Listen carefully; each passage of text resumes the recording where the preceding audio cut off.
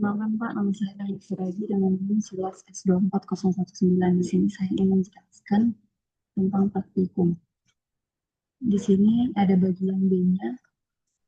Yang pertama, di sini telah terdapat sebuah program. Nah, di sini kita akan mengeksekusi program tersebut dengan melakukan perintah berikut. Di sini tahap pertama itu membuat file program. Langkah pertama yang dilakukan adalah membuat program menggunakan teks editor Nano pada CMD. Nah, perintah yang dilakukan di sini adalah nama cetak .c. Yang setelah perintah ini dijalankan, terminalnya akan membuka tampilan editor dan akan mulai menuliskan kode program di dalamnya. Selanjutnya,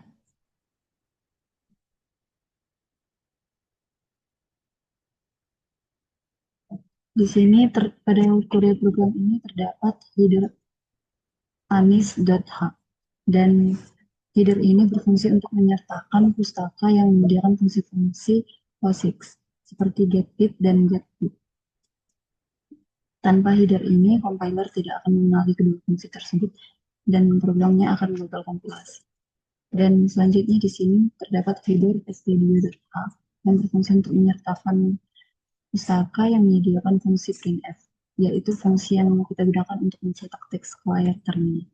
Selanjutnya, pada baris printf yang pertama, di sini kita memanggil fungsi getBit untuk mengambil proses ID dari proses yang sedang berjalan saat ini, lalu mencetak hasilnya keluar layar. Dan nilai dari getBit-nya ini dicasting ke tipe integer agar computable dan format %d yang digunakan oleh printf. Lalu di sini terdapat juga printf untuk memanggil fungsi getBit untuk mengambil proses ID dari proses induk yang menjalankan program ini. Nah, pada umumnya proses induknya adalah shell atau terminal bus yang kita gunakan saat menjalankan program. Lalu kita membuat kode return null untuk menandakan kalau program itu sudah selesai dijalankan dengan sukses dan mengembalikan nilai nol ke sistem operasi sebagai tanda TF. Selanjutnya, di sini kita akan melakukan kompilasi menggunakan GCC. Nah, di sini GCC ini merupakan nama compilernya dan flag main.o itu untuk cetak bit yang berarti kita memberi nama file hasil kompilasi sebagai cetak bit.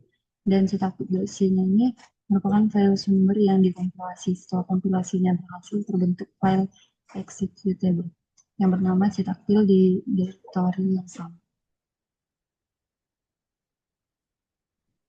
Nah, programnya ini dijalankan dan menghentikan perintah ./cetak bit pada CMD. Dan di sini akan keluar hasilnya, dan dari hasil eksekusi program tersebut akan terdapat dua baris output, yaitu baris pertama menunjukkan kalau proses ID-nya itu dari program cetak bit yang sedang berjalan adalah 16694 yang merupakan identitas yang diberikan kernel Linux kepada proses. Nah, pada baris kedua menunjukkan kalau parent proses ID-nya itu adalah 1680 yang merupakan PID dari shell atau terminal bus yang menjalankan program. Nah, di sini sel tersebut menjadi proses induk dari program cetak bit.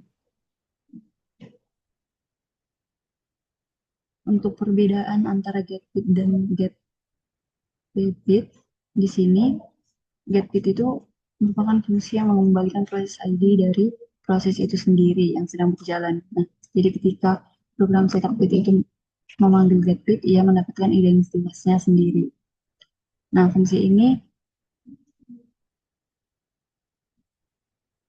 akan menjawab pertanyaan siapa getBit ini di dalam si sistem, dan sedangkan getBit adalah fungsi yang mengembalikan proses ID dari proses induk yang menciptakan proses saat ini. Nah, ketika cetak bit memanggil fit, ia mendapatkan bit dari sel yang menjalankan, yaitu tadi 166 orang.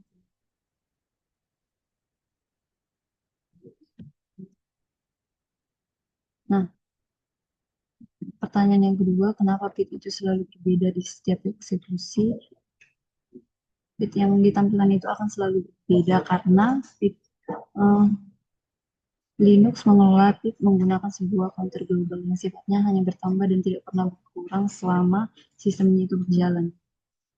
Alasan pertamanya itu adalah setiap kali ada proses baru yang lahir di sistem, baik dari program kita maupun dari layanan sistem yang berjalan di latar belakang seperti daemon, counter bit itu bertambah satu. Di antara dua eksekusi program kita, banyak proses lain yang lahir atau muncul, sehingga counter itu sudah jauh bergerak maju dari yang sebelumnya.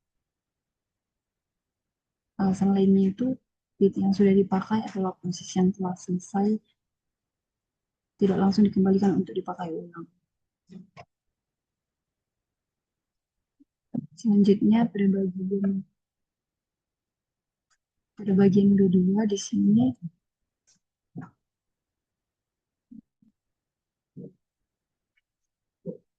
berbeda dengan B1 yang hanya menggunakan satu proses, tapi di B2 ini menggunakan fungsi for yang menciptakan proses yang baru. Tujuan utamanya adalah kalau konkret hubungan antara proses induk dan proses anak ini melalui nilai bit yang ditampilkan.